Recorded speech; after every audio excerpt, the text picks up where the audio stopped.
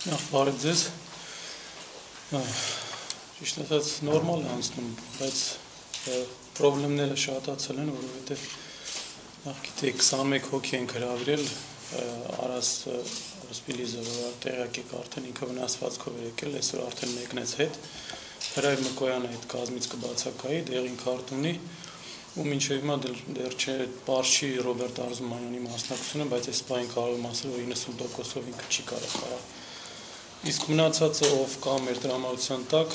մնացած 18 հոգին նորմալ վիճակում են եւ ֆիզիկապես եւ հոգեպես բարձր շատ։ Ես միշտ նշել եմ իմ, ասենք, հարցազրույցներում, ինքը 8 խաղ ես նայել եմ իրան բոլոր խաղերից ընտրական, ինքը բոլոր խաղերում խաղով հաստատ չի պարտվել, նույնիսկ խաղերն եղել ինքը առավելություն ունեցել մրցակցի նկատմամբ, ուղղակի ինչ-ինչ պատճառներով չի ստացվել։ Այժմյան իր վիճակը, իրանք հիմա բացի այդ խաղի որակին գումարել են նաև շատ կազմակերպված թիմ է դարձել, որտեղ այս վերջի 4 խաղը գումարենք, իրանք նոր մարզիչ ունեն այդ ընկերական խաղն էլ հետը, իրանք ավելի կազմակերպված ֆուտբոլ են խաղում, հիմա ավելի լավ ֆուտբոլ են խաղում։ Ու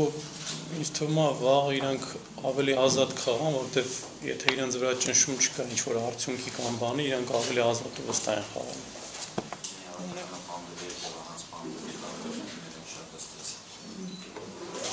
Դե տարբերություն կլինի բնական է որակի մեջ, որովհետև ինքը իհարկե լիդերն է այդ թիմի։ Բայց չգիտեմ տարբերությունը որ կողմը կլինի դրական թե բացասական։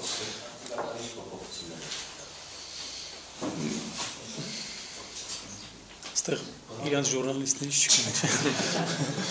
Ավելի ագրեսիվ պետք է խաղան։ Հենց սկզբից ինձ թվում է ճիշտը ավելի ճնշում գործադրել։ Մտաշար դուրս չգալը դու ծախողում չեք համարի։ Չեմ համար։ Չեք համարի ծախող։ Հուսով եմ մենք վաղ կհաղթենք։